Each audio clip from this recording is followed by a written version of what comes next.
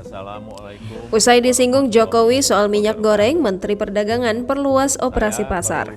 Kementerian Perdagangan memperluas operasi pasar untuk menjaga kestabilan harga minyak goreng di retail modern maupun pasar tradisional. Hal tersebut dilakukan Kemendak setelah Presiden Joko Widodo meminta Menteri Perdagangan Muhammad Lutfi untuk menjaga stabilitas harga minyak goreng. Menurut Lutfi, sebelumnya Kemendak telah menyalurkan minyak goreng kemasan sederhana dengan harga Rp14.000 per liter selama masa Natal 2021 dan Tahun Baru 2022 ke retail modern, kini akan diperluas melalui pasar tradisional dan tetap melaksanakan operasi pasar.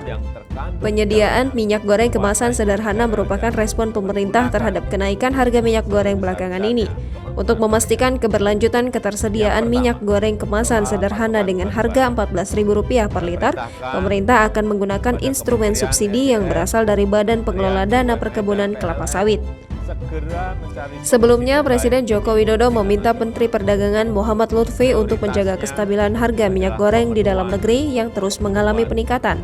Menurut Jokowi, seluruh produksi minyak kelapa sawit yang ada di berbagai daerah harus diprioritaskan untuk kebutuhan dalam negeri agar harga minyak goreng tetap terjangkau bagi masyarakat.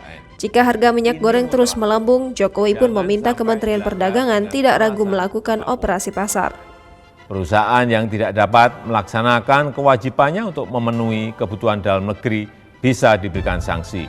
Bila perlu bukan cuma tidak mendapatkan izin ekspor, tapi juga pencabutan izin usahanya. Yang kedua, terkait pasokan LNG. Saya juga minta kepada produsen LNG, baik itu Pertamina maupun perusahaan swasta, untuk Jangan lupa subscribe, share, komen, dan like ya!